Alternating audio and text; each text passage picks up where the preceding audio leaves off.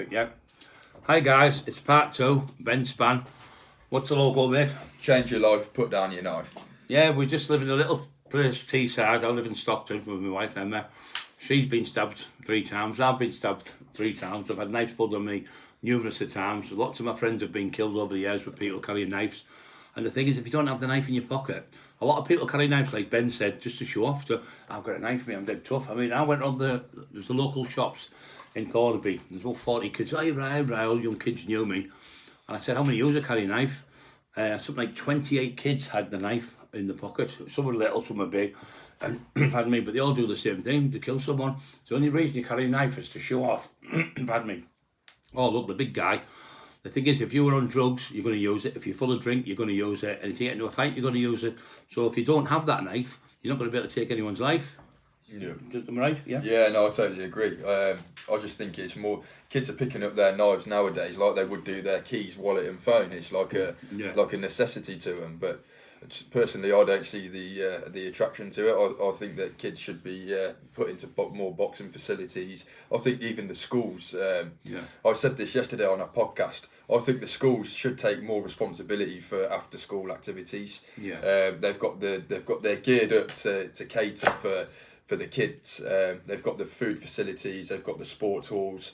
Even if it's not the teachers that actually run these events or these services, I believe that they should be they should allow the school to be opened up and then let youth workers go in there. A bit like America, innit? They've got like the young girls do the round thing. They've got the sports kids, and you've got the football ones. You've got the soccer teams, and all that type of thing. It's all out of school activities. And the mums and dads join in, and it's a great thing. You have the tea afterwards, type of thing at the school. I mean, the government. What we've got to do is the government clearly haven't got the funds to be opening more youth services, and if they do, a lot of these youth clubs are in old terrapins in a sports field, and they're all dilapidated. They all need high maintenance, a lot of money put into them to be basically the upkeep of them.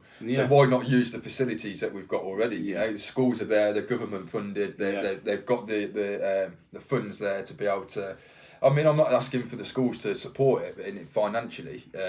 It's just that they've got the facilities there to actually... Well, even if the council supported it, at the end of the day, you're saving people's life. It's going to be a lot cheaper than sending somebody to jail for 25 years. Spending £500-600 a day to keep somebody in jail. So obviously sometimes you've got to look at the big picture, haven't you? You look at the amount of money that the council spend on vandalism, on graffiti, clearing up graffiti. That sort of money could be, if them kids aren't on the streets, that money could be put into something more useful, because at the end of the day, the kids won't be vandalising, the kids won't be graffitiing, they're going to be put into something that's positive. Not only that, it can only be beneficial for them at the end of the day, you know. A bit of boxing training they could have. They could have extra football teams. They could. The goals are endless. Music, arts and crafts. Yeah. So that's an avenue that hopefully we'll be able to look at in the future. But I think like you said, once you're into a sport, it gives you something to do. If you're training on the weight, you're doing a bit of boxing, you're doing any type of sport, playing darts. That's a funny thing. He contacted me the other day, Phil Taylor, just out of the blue. Phil Taylor, the world champion athlete, he's come to see me in the next month or so. So people like you need all these type of people to help you doing this knife campaign. They're all interested. They're all willing to help, but it's just a general Joe public. They're the most important. You've got to get on board, because it could be your child next. It could be you yourself walking down the street. It's not just anyone. It's not just different minorities or anything. It's anyone and everyone are getting stabbed every day of the week. I mean that's what our value. I mean, not our values, but one of our mottos is that we're here to represent every mother, father, grandparent, auntie, uncle, brother, sister, against knife violence, against county lines. So that's we're sort of we want to become the go-to voice to represent these people, basically. No matter what nationality, what religion, nothing. The knife still kills you. No matter if you're a child, whatever the race, whatever that you said, religion. To us, it doesn't make a difference. None whatsoever. You're a valued life, and you're just as important as we're all as equal as each other. Because there's nothing more important than life itself, and God give you life, So you should. A young life taken early is devastating. It is, especially to the family members, and especially and the person who's done it, like we said before. But life's worth living. You just you got to just keep going on, and life is a great thing. It is great if you live the right way. But if you're living it the wrong way, obviously you make the mistakes. I've done the mistakes, but we can't we all make mistakes, but we can always rectify them, and everyone can change. Anyone can change. I think this is why our campaign is slightly different to most others, because we've got the support of so many different people, high profile ex-criminals, sports stars, actors, actresses. I mean, we've got the experience behind us to hopefully make a difference. And I know COVID's put a massive block on what we're doing, but we've achieved this so much with COVID being. I mean, we started this during COVID. Yeah, what's it got to be like with that? That's it. So we've achieved so much with these restrictions. Yeah. Imagine how much we're going to thrive once these restrictions are lifted. You know, that's the goals are endless. Yeah. And I think we have to go. I think we have to go into schools early. I think when you go into schools, I've been going to schools when they're 15-year-old. They're already done that on that path, stony path. I think if you went in the junior schools and taught the kids what knives do and educated them, they wouldn't be on that stony path. You know, before they get on the path, we have to educate them from the grassroots, from the schools. And I think like people like myself who can educate them, because I've been there myself. I think if your kid gets caught with a knife, maybe there should be a centre where they can go to instead of going to jail, and people talk about anti-knife campaign. Anti-knife. Kids will want to. The kids will inspire and would be more engrossed to listen to the likes of you guys than they would be a police officer, a teacher, your parents. Yeah. They need someone that's lived the experiences. Yeah. And this is where our group thrives, because we've got between the people in the group over 100 years in jail. You know. Which is more experience, life experience, than what any police officer or teacher could actually do. We're not disrespecting the police, because they do a fantastic job. Yeah, not disrespecting the school teachers. It's just saying these analogies trying to say is, unless you've been in that format, you can't help people because you don't know about it. Yeah. It's all right reading books about it, but it's actually being in the field. You know, it's like somebody being in the war. And then reading a book about being in the war, it's totally different, isn't it? So unless you've been in that war, you can't really explain it. So, but this is a war we're in now. It's a spiritual world we're in as well. With Jesus with us, we're trying to help everyone out there. But we go to the church. There's Tony Grange, my wife, there's Bram. Got loads of people. Cal Valerie, Dean. There's loads of Christians out there. We help each other. We bounce off each other. Nicky Coulson and another kid who was a Christian who helps me when I've had a bit of depression, and we all help each other because we all have them bad days. Bram's a good kid and all.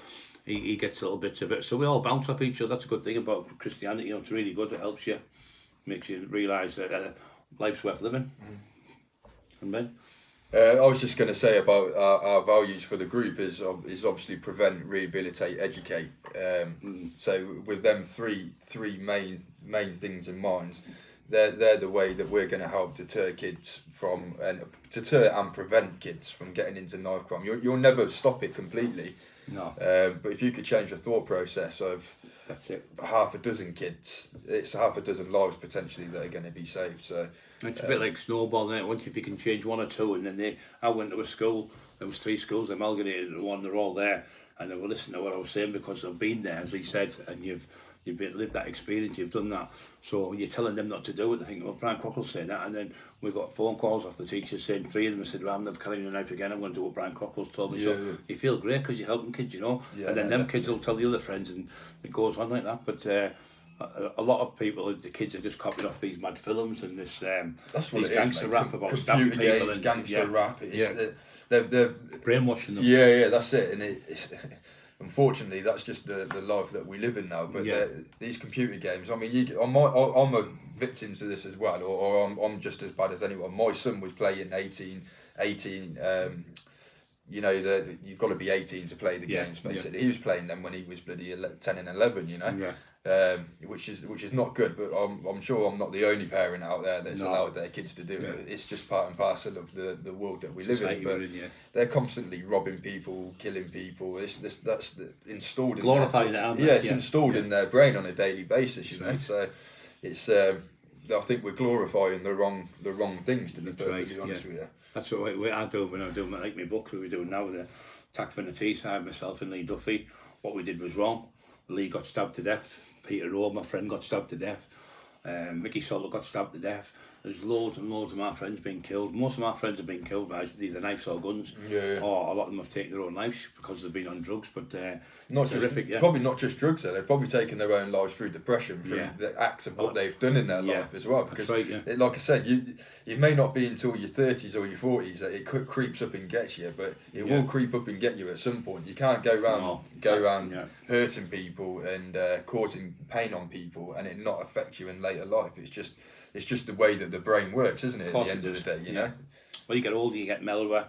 You mellow out and you have to think, I should have done that, I should have done this, I should have done that. But you can't change what the past, so you can change today and tomorrow what you're doing. So you've got to, like you said, you've got to have that chip took out, throw away that chip and put another chip in your head type of thing, just change them. Because your brain can be changed, it's just the way your thought processes work. So you must stop this, I'm carrying a knife, I'm tough if I carry a knife, I'm the main man, I'm this, I'm that. You're not. You're carrying a knife, you can endanger your own life and everyone around you. I just think it's a classic example of what you guys have done, like yourself, Terry, Vinny. You've all done big sentences, and Chris Lambriano, Stephen French. You've all done big. Not so much Stephen French for a big sentence, but he's still lived a life of crime where he wants to help people now. Yeah. And that's a wake up call. You've all come to your, as much as they don't want me saying this, late 40s, 50s. I'm up with me 26 now. Yes. But you know what I mean? You've all come to a point in your life where enough's enough, do you know what I mean? And you're not interested in hurting people anymore. You want to give back and you want to help people. Yeah. Well so said. for all these people to be having that same thought process all over the country who don't really know each other, for you all to be thinking exactly the same thing, that surely there's something in that to say that crime doesn't pay, do you know what I mean? And it's amazing how they're all getting joined together through this, isn't it? All over the country. Yeah, it's been fantastic. But like Ben's interview, like he said, myself and Steve, and Chris Lambriano and Tony and Terry Ellis, all these different people have been interviewed. They've all got the same type of thing as what I think.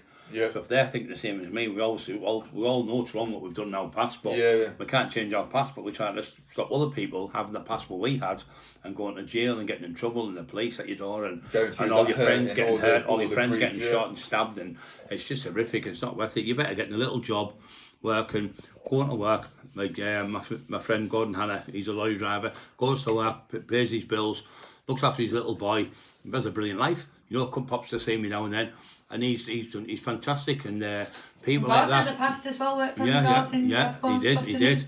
But people like that going to work and going home and not having is that the police at the door? Is that somebody after me? And things like that. You sleep peaceful and you can live. Do you know what it is as well? You value your money more when you've earned it. You do. You could earn 20 grand going out on a robbery or earning it through crime, but it's easy come, easy go. You've got no value on that money. Whereas it goes like that, doesn't it? Yeah. You just think, well, you give it to everyone. You sat there with not a penny. You think to yourself, well, I'll get another 20 grand in a couple of weeks, or however you're earning your money. But you go to work and you earn yourself 600 quid in a week. You think twice about blowing 600 quid on one item. You know that's got to last you, and you've actually been out and earned that money, so you've got more value for it. But when you're doing drugs and you're taking drugs and you're into violence and crime and things like that, it's not a life, it's just an existence. Because you're not living. When you're working for a living, you get up and go to work every day. You know for a fact every Friday you're going to get paid, or once a month you're going to get paid. You can pay your mortgage, your gas, your electric, your water, put a little bit away for a rainy day. And an oldish lady said to me once, if you make £500 a week, son, and you only spend 300 or 400, you'll always be happy. Because if you make £500, you spend £500, you'll never be happy because you've never got no money. So you've got to save a little bit, pay your bills, and after that, then you've got a little bit of money put away. You can have a little holiday here and there. So everyone, we're going to wrap it up here today. So it's Ben Spann. Last thing, what you want to say before we go? Don't carry knives, guys. And click like on Ben's page. Yeah, and also I want to thank Brian and Emma for letting me do a paragraph or a chapter in their book, which is going to be out before Christmas. Much appreciated, guys. That's fantastic. So thanks for coming on the show today, mate. Cheers, buddy. Okay, we've adopted